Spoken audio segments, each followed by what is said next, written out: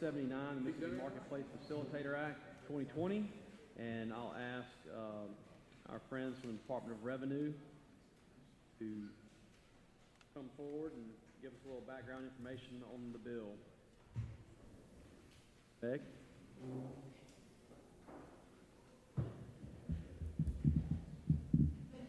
Good afternoon. I apologize. We're starting with 379. Yes, this is Okay. the strike all. Yes.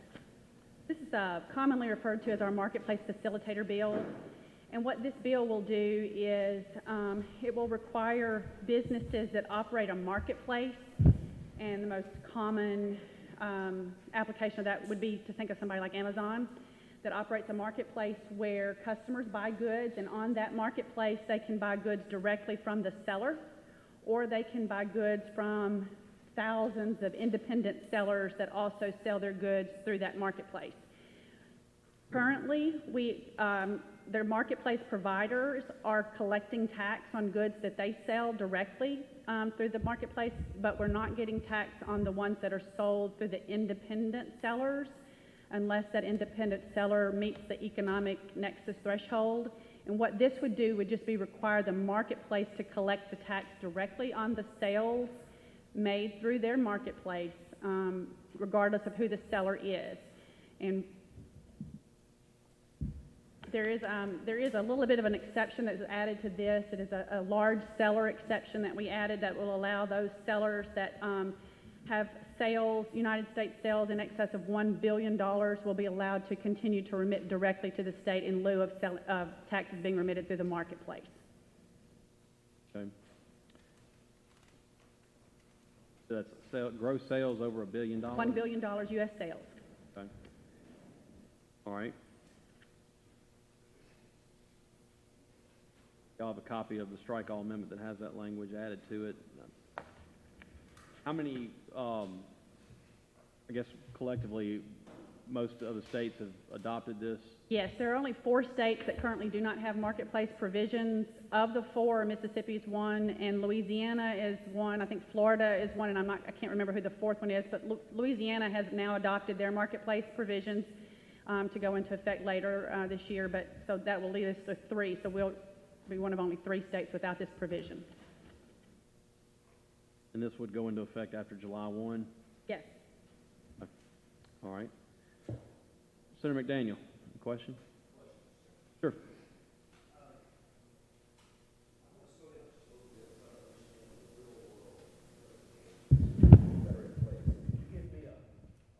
Senator, do you mind letting somebody borrow a microphone so people can hear? I think there are people that are probably streaming that want to know what your question is. Thank you for people doing that.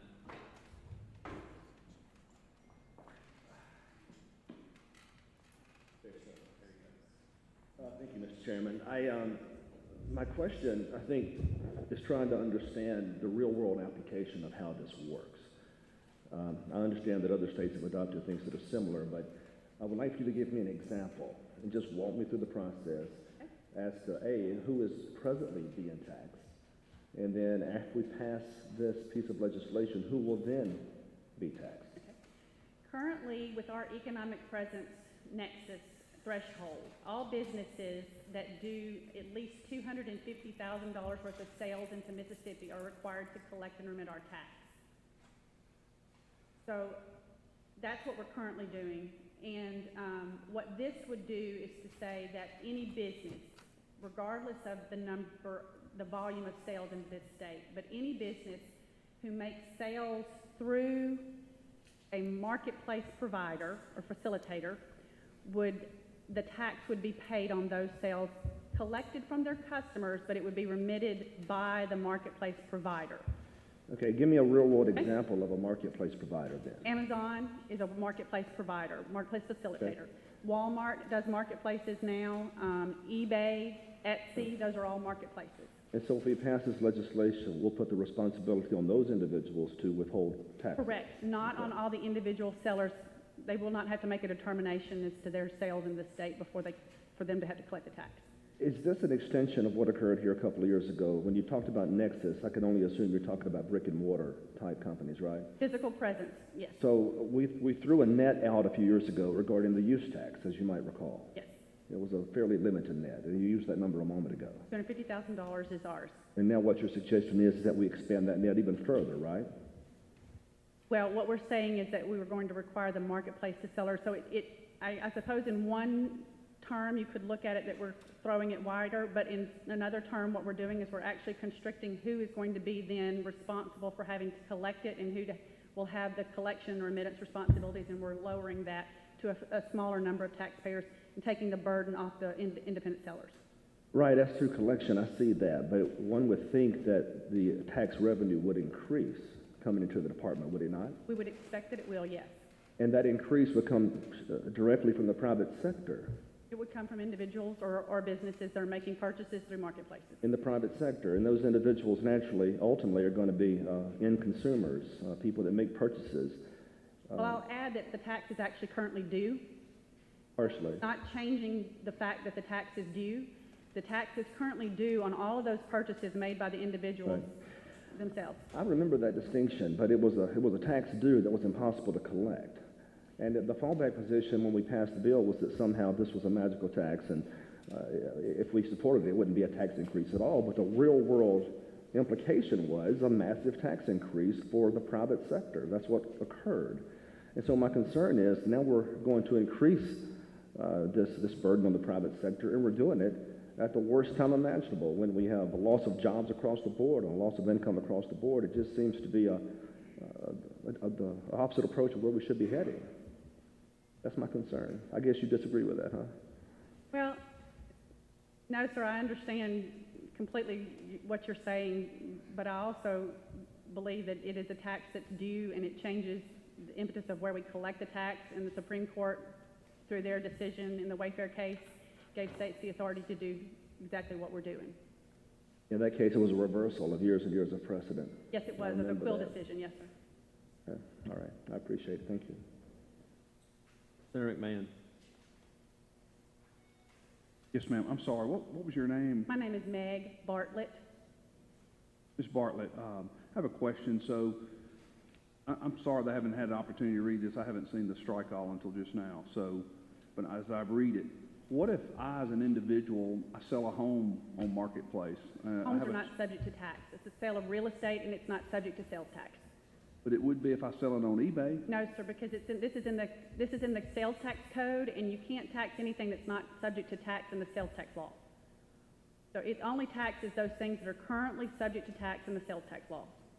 Okay. So realtors that are selling property, real property, electronically through their own magazine, it's not subject to It's sales not. tax? No, sir, that's a Okay. real property Okay. sale. It's not subject to sales tax. Thank you, Ms. Bartlett. Yes, sir. Senator Blunt. Thank you, Mr. Chairman. Here's the way I understand this, and you can please tell me if I have it right. If I have, let me grab hold of this. If I own a retail store, David's Shoes, and I have a website here in Mississippi, and my store is here in Mississippi, and I have a pair of shoes and it costs $100, and someone from Mississippi buys shoes from my shoe store, they're going to have to pay sales tax as an online purchase. Correct. And so if that's $100 a pair of shoes, they're going to pay $107. And I, David Shoes, has to send the money, send them the $7. Correct. But if, in an effort to grow my business, David Shoes can join the Amazon Marketplace. And I can sell my shoes on eBay or Amazon or whatever as a private retail business as an effort to reach more people. Correct. Because they're not coming to David Shoes website. So if I buy the pair of shoes on the David Shoes website, I pay $107. But if I buy the pair of shoes through Amazon, shoes still come from me, but currently the purchaser's just paying $100 on that purchase because it's going through Amazon. And the purpose of the bill then would be that whether you buy it through David Shoes website or the Amazon website where I'm on the marketplace, you're going to pay the same price, and Amazon's going to collect that $7 and remit it to the state. That's correct. Is that what we're trying to do? Yes, sir. Okay, thank you. Senator Sojourner. for a question, Mr. Chairman. Yes. I'm assuming that y'all have forecasted some figures, or you have an estimate of how much money you think this will bring into the state. We would estimate in the neighborhood of $30 to $50 million. Okay, and that would be money that currently comes out of the private sector into the public sector that is not currently collected. That would represent sales that are not currently collected at the taxpayer level. That's correct. So up to $50 million that we're going to take out of the private sector economy in our state and put in the hands of the government. It would be tax money, correct. Thank you. I have no further questions. Senator Sparks. Thank you, Mr. Chairman. On line 92, we define doing business shall include any person selling the services or facilitating the sale of services. So if I get on eBay and sell personal items, eBay is going to collect the tax at any level, or do I have to have a certain amount of sales? eBay's going to collect the tax. Okay. What about on these marketplaces where merchants are selling to merchants? Is eBay going to be responsible for keeping EINs to not double tax? Correct. It will be, they will absolutely follow. What will happen is the seller will then indicate to the marketplace provider the taxability of those transactions.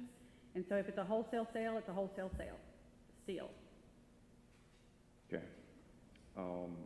But there is no floor.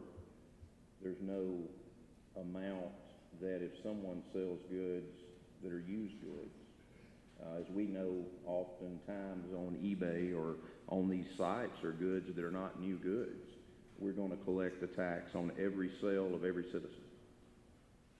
If they are engaged in the business, then they would be subject to tax. And we would consider it to be engaged in the business if they're representing their stuff on sale online through a marketplace. Thank you. Questions? Senator Fillingham.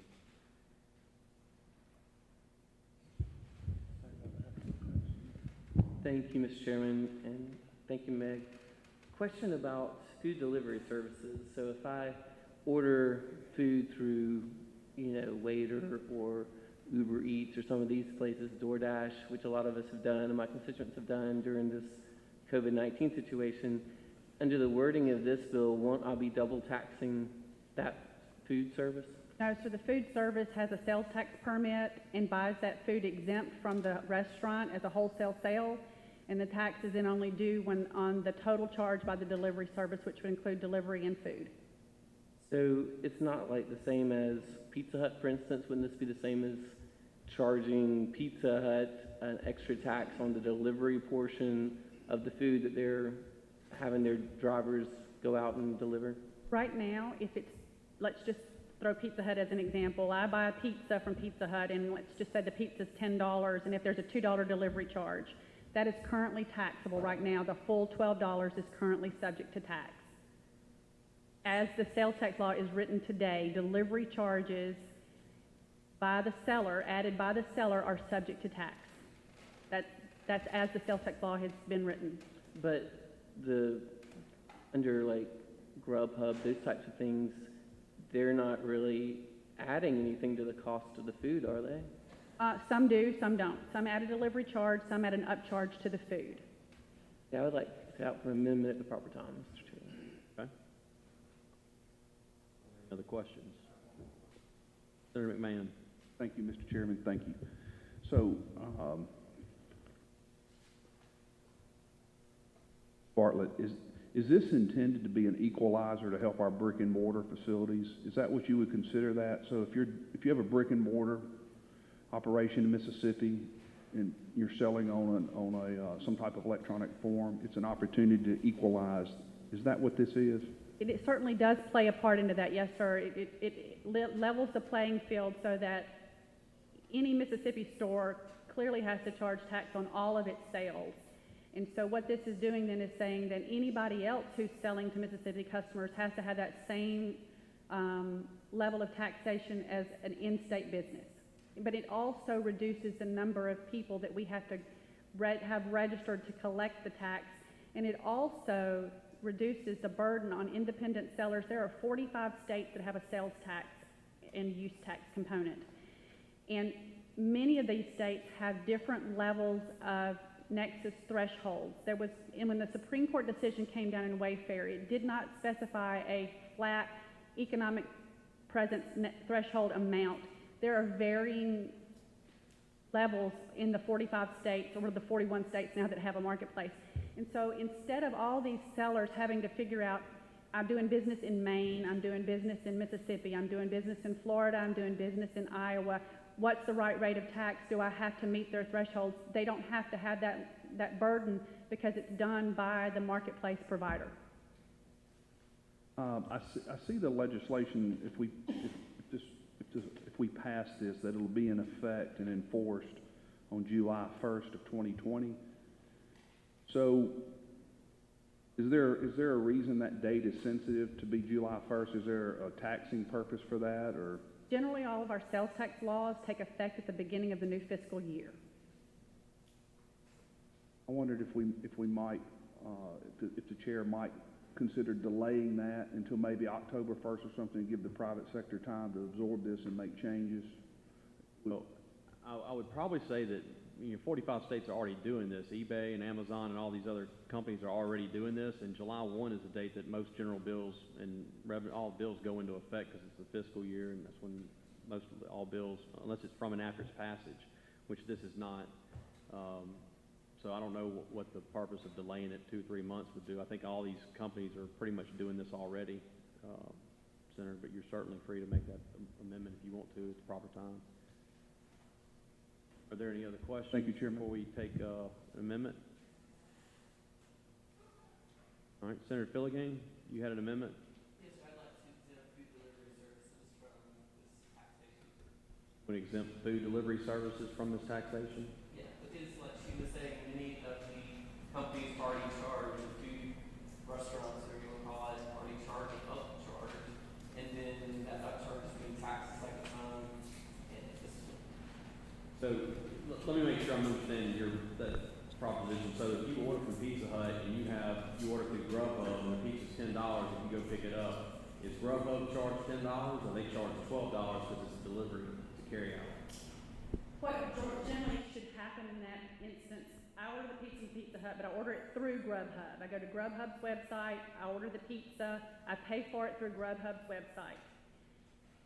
Then when Grubhub will then pay the local Pizza Hut store the price for the pizza, and they will collect from me whatever their charge is to sell me that pizza and deliver that pizza to me. And so right now, the way that transaction should happen, according to existing sales tax law, is that Grubhub would pay for that pizza to the restaurant free of tax. It's a wholesale transaction. They are buying that pizza for resale. Then when they sell it to me, collect the money from me and deliver me the pizza, they owe tax on the full charge for that. Okay. Senator Filligan, I want to make sure I'm understanding. So is that what you understand to be where's the double tax? If that is what's happening, then that's fine, and that's all my amendment would say. I think what's actually happening in the real world is some of these food services are adding to the charge of the pizza because they know it's for resale, so you pay an upcharge on the actual cost of the food, and then you have to pay for the delivery service, and you're getting taxed on both. All right. Any discussion on the amendment?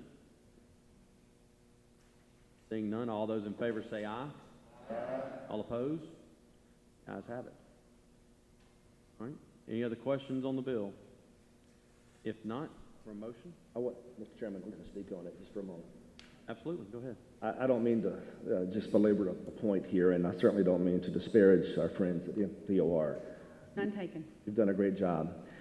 A couple of points I want to raise, just going down the stretch here, and I think I can see the snowball coming down the mountain, and yet I want to make these points nevertheless.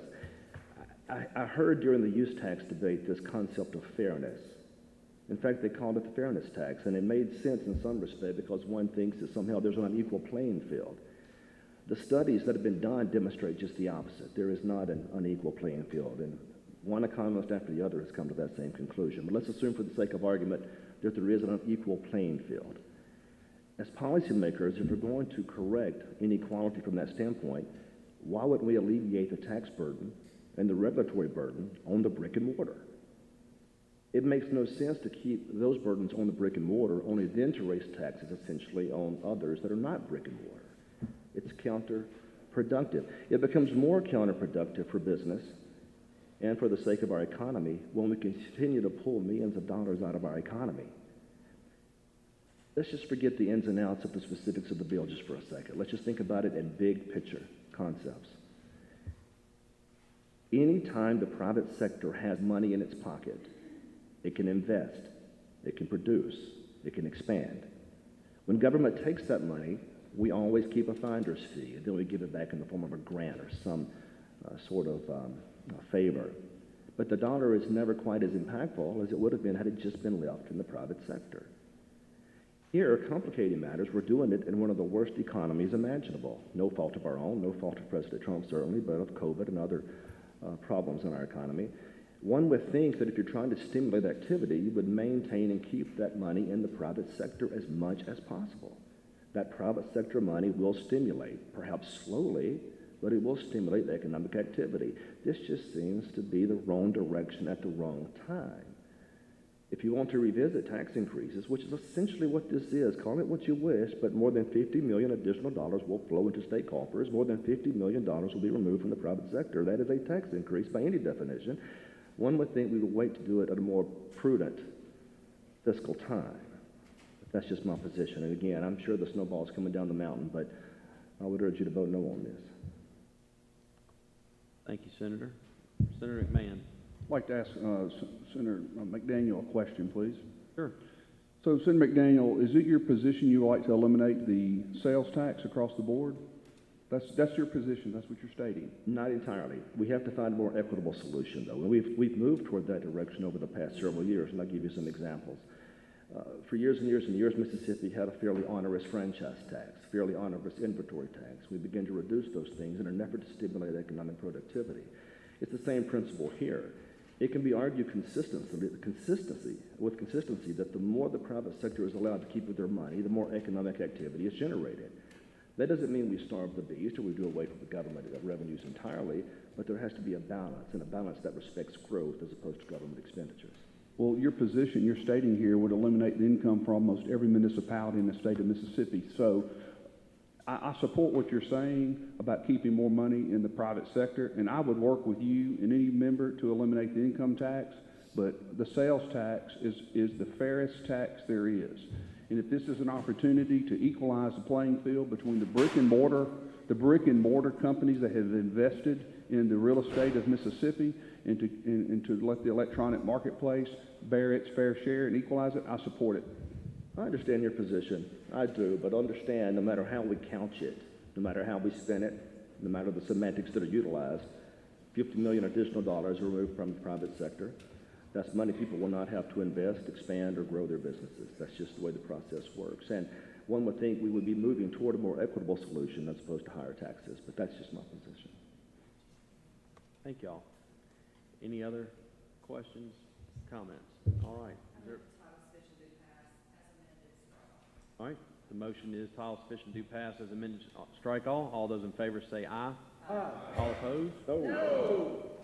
The ayes have it. Oh, no, I guess it's division. Division? Yeah. All right. If you're in favor of the bill, raise your hand.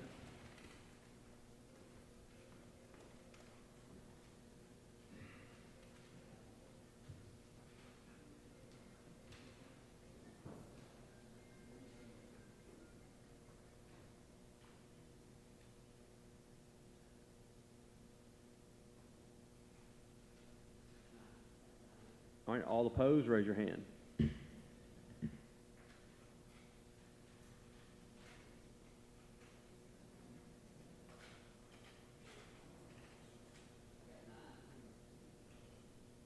Bill passes. Doggone it. Put you on the spot, Mr. Chairman.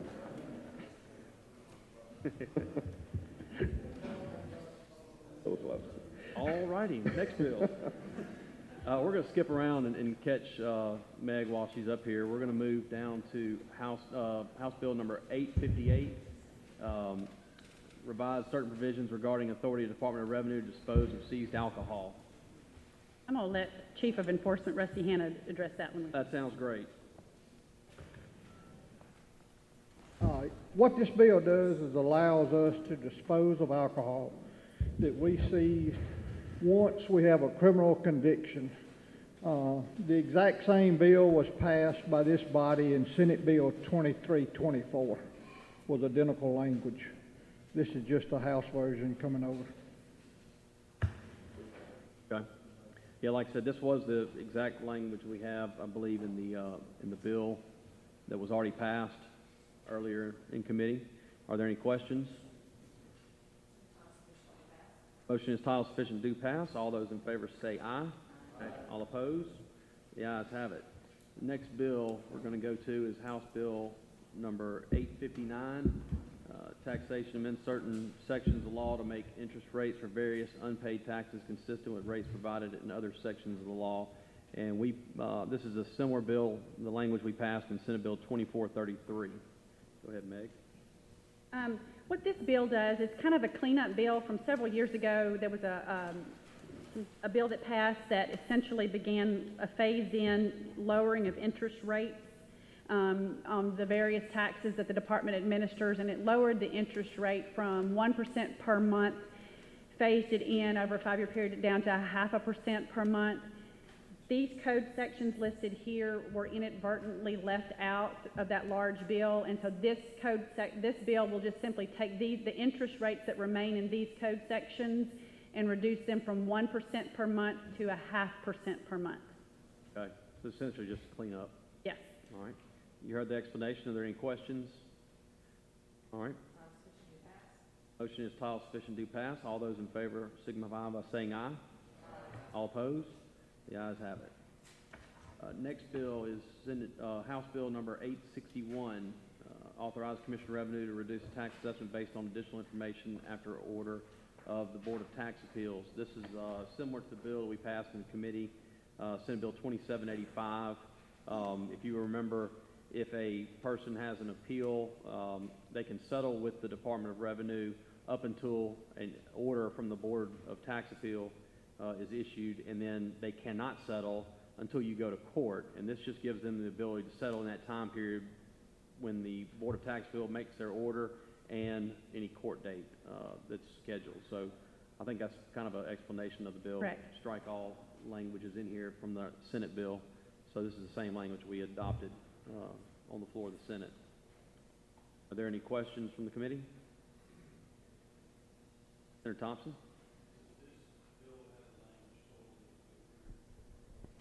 It's the language that we adopted on the floor of the Senate.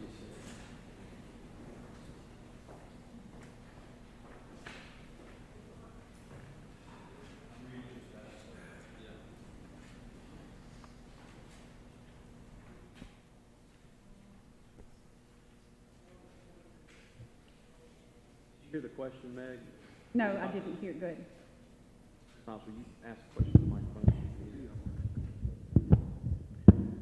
When we had this bill in committee and when we had the bill on the Senate floor, I believe we added some language that would toll the appeal period so that while the commissioner was making a determination, the taxpayer didn't lose the right to appeal the board's decision. Is that language in this? It is, Senator. I just found it. It's on line 179, 178, 179.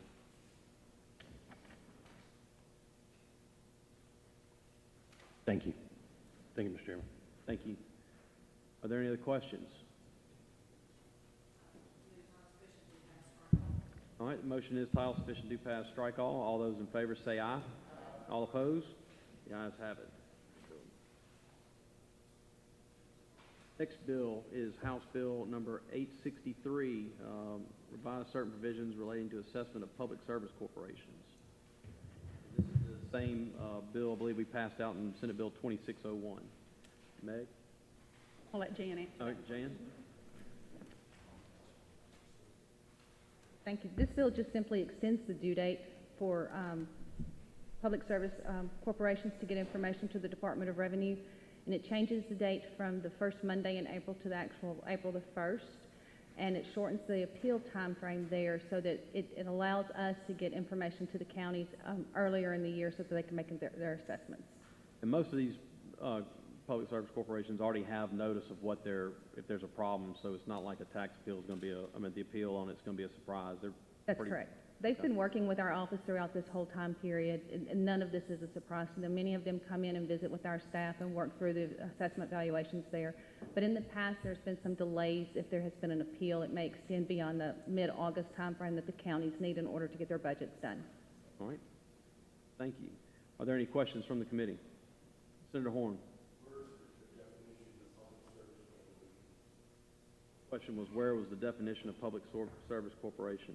I will tell you what it is generally. It's essentially assessed public, the only ones that the Department of Revenue does is essentially assessed public service corporations, and those are active in more than 6 counties. So now the definitions, I don't know if it's in this bill or not. I'll have to look.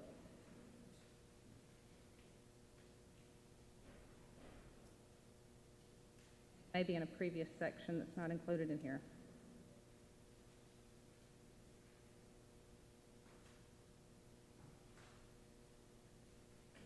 It's not included in here. Say it's one it's active in more than 6 counties? Centrally assessed, yes. And if it's not active in more than 6 counties, if it is a small utility company, then that is assessed by the county, and this does not apply to them. Senator Horn, do you have any other questions? Railroads are included in this bill. Railroads and airlines are also included in this bill. Yes, sir. Good. All right. Thank you, Senator Horn. Any other questions? Motion is title sufficient do pass. All those in favor say aye. All opposed? The ayes have it. That bill will be out. Next bill is House Bill number 865, revised provisions regarding denial or revocation of permit due to unpaid taxes. This is similar to our language that we passed in Senate Bill 2470, and this had to deal with ghost companies changing LLC names when they get a tax bill and they jump into a new company name and continue operations of the existing business. This is to try to help that effort to defraud the state. Are there any questions on the bill? None? Motion is title sufficient do pass, strike all. All those in favor say aye. All opposed? The ayes have it. Next bill is House Bill number 866, the fuel and lubricating oil tax, remove the bond limit and class distinction for certain distributors requiring electronic filing of returns. Similar to the bill that we passed out of this committee, that was Senate Bill 2600. Yes. Okay. Yes. There are several provisions in the different sections in the motor fuel tax laws dealing with gasoline distributors or special fuel distributors. And currently there's bonding requirements, and the requirements are that the bond is not to be less than $1,000 and not more than $250,000.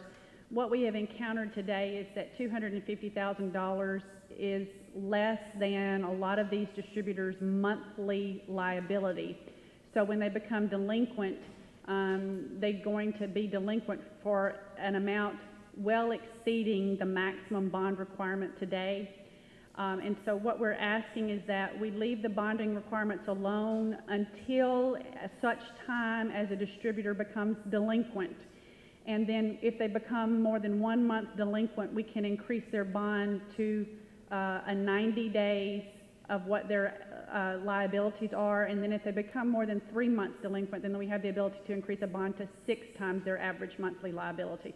So this won't impact any distributor who is filing timely, paying timely.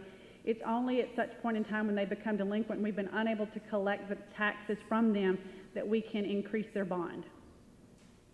Okay. Heard an explanation of the bill. Are there any questions from the committee? Seeing none, is there a motion? Motion is title sufficient do pass. All those in favor say aye. All opposed? The ayes have it. The next bill is House Bill 869, motor vehicle, title change vehicle age from 10 to 20 years for odometer disclosure exemption. This bill simply is allowing us to sync up with some federal changes. Currently, the odometer disclosure is exempt after 10 years, and this would just take that 10 years and move it to a 20-year period, but it's syncing us up with federal law changes. Okay. Are there any questions from the committee? Seeing none. Motion is title sufficient do pass. All those in favor say aye. All opposed? Bill passes. Close vote. Next bill is next bill is House Bill 1086, Mississippi Liquor Distribution Corporation Law. This is a strike-all. This bill is the similar bill that we passed out of this committee, basically creating a study committee to look at a lot of these issues with the ABC and some of the things that we can possibly do to be more efficient, and basically having a study committee, I would say this summer, but summer is here, so it'll be sometime in the off-season, whatever that definition is defined as. But we'll try to do this sometime after we get out of here and try to have a really good discussion on some of the ways that we can improve ABC. That's really, this is a strike-all with the language that we passed out of the Senate. So if there are any questions, we'll entertain those right now. All right, seeing none. All right, motion is title sufficient do pass, strike all. All those in favor say aye. Aye. All opposed? Passes, and we'll report it out. Next bill is House Bill 1381, revised definition of qualified resort area and revised provisions regarding certain permits and sales. Strike all that it adds a reverse repealer to this bill. Has the definition of the language for the universities that we had in our bill that passed. We have two universities that are located in a wet city but a dry county, and this is creating a resort status for the entire campus of both universities, and there are only 2 out of the 8 that are in this position. They want to have some uniformity in different issues that relates to resort status, so this is the best way to do that. It also has a couple of other areas across the state that are included with resort status. I think it also does the request of this came from the House with the request of the Ag Department. They wanted to include the fairgrounds as a resort area, and there's some other places across the state that have been added in here as well. So if we'll entertain any questions. Senator Bryan.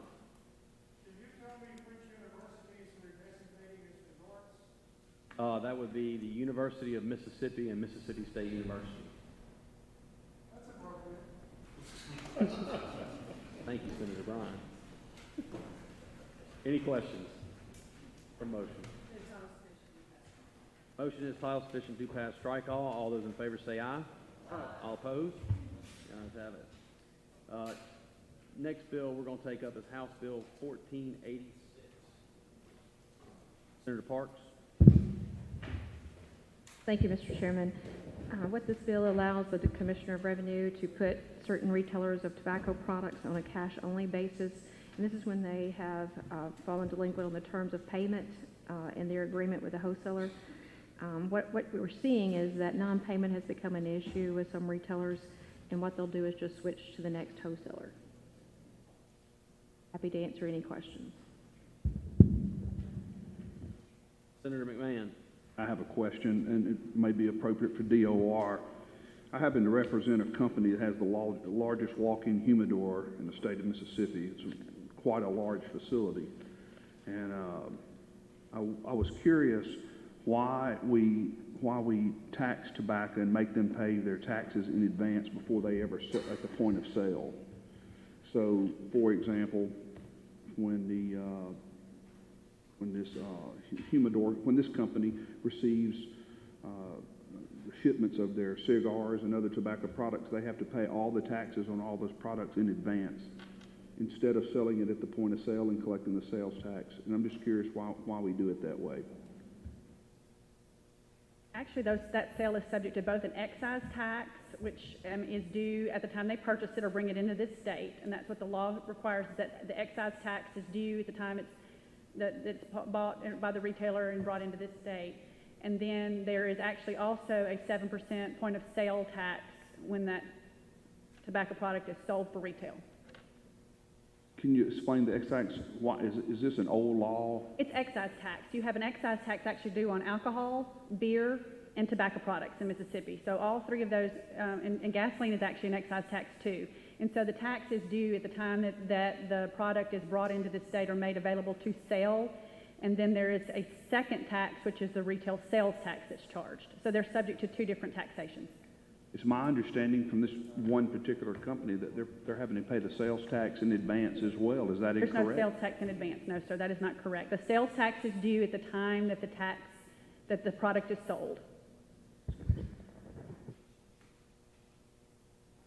Okay, thank you, Mr. Chairman, for recognizing me, and thank you for answering my questions, Ms. Bartlett. Welcome. Mr. McDaniel, you have a question? I just want to clarify, there are no tax increases in this bill, is that accurate? All right, thank you. Thank you. All right. No, there are no, or no, you can't confirm that? Oh, there's no tax? Okay. Be specific here, make sure. All right. Any other questions? All right. Seeing none, is there a motion? Motion is title sufficient to pass. All those in favor signify by saying aye. Aye. All opposed? Ayes have it. All right. We'll jump back up at the top. House Bill 654 allows certain cities and towns a population of 1,000 or more to hold elections to permit the sale of. You'll see in the bill that came from the House that basically, I think right now, if I'm understanding, under 2,500 population is not allowed to have elections, and this will allow city or towns that have 1,000 or more, if they are petitioned or supervisors vote to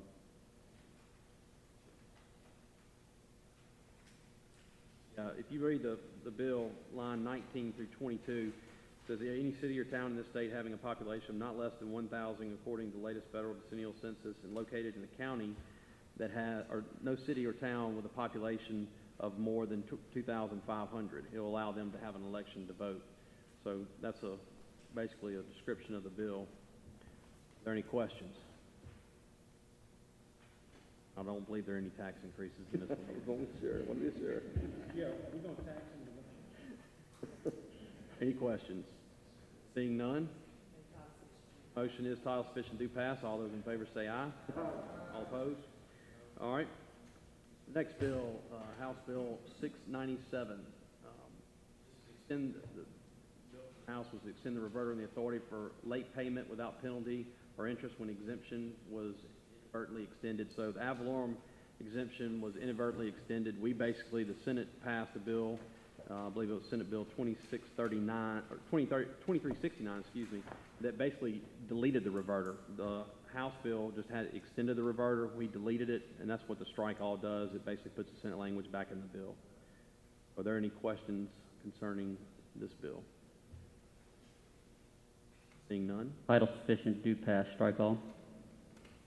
Thank you, Senator. Motion is title sufficient to strike all. All those in favor say aye. All opposed? Passes. All right.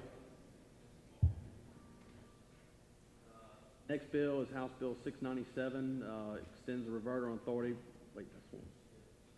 House Bill 741, revise certain provisions regarding funds distributed to municipalities, counties for road and bridge improvements. This is a strike all. If you'll remember, I believe Senator McMahon did this bill in committee. This is basically the bill that we removed grant from their base calculation for the cities and counties on the use tax. We wanted to make sure that they were putting some skin in the game on roads and bridges, and we did not remove loans or other instances where it's not normal reoccurring revenue for the cities. So this bill right here basically is a strike all that puts the Senate language back in from Senate Bill 2362 that says it removes the grants and loans and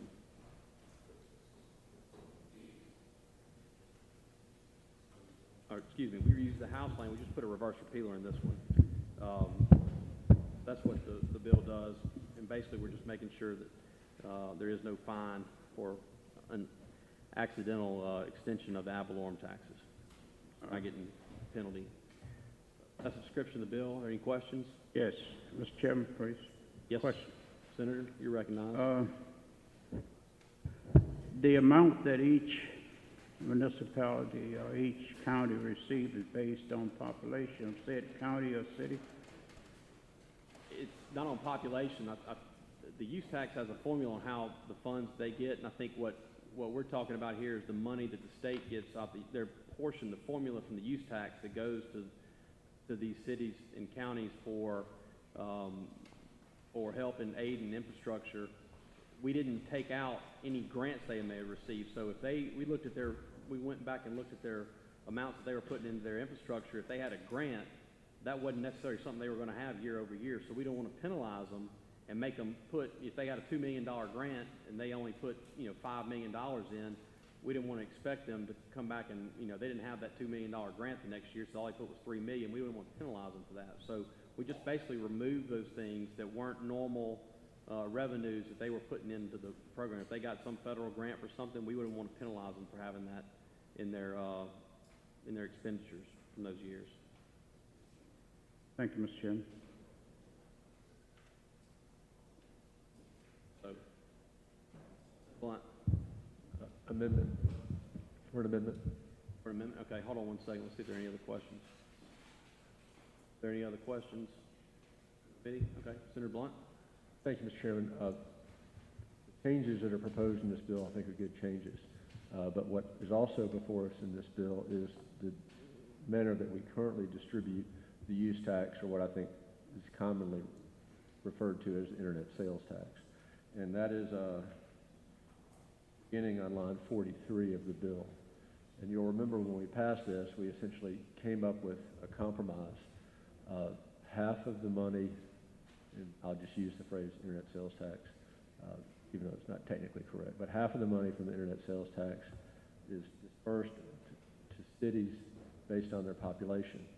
Your city is a certain percentage of all the municipal population, you get that percentage. If you're Corinth, then you're 1% of the total municipal population of the state, you get 1% of the use tax. Jackson, you get 3, whatever it is. The other half is dispersed on the proportion of the amount of sales tax revenue distributed to a municipality during the preceding fiscal year. And that is the point of collection.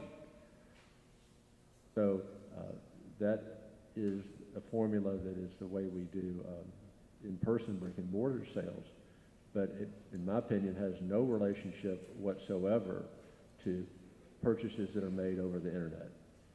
That if you live in the town where you have to go to some other town to buy whatever it is you're going to buy, in a physical store, you leave a portion of that sales tax in the town where the mall is.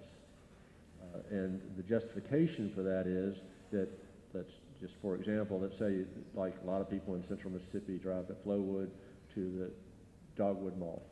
The justification for that is if you live anywhere in central Mississippi, then the city of Flowood is responsible for paving the streets that go to the mall, providing fire protection to that mall, providing police protection to that mall, and so therefore your city, whether you live in Hinds County or Newton County or wherever, that money stays in Flowood.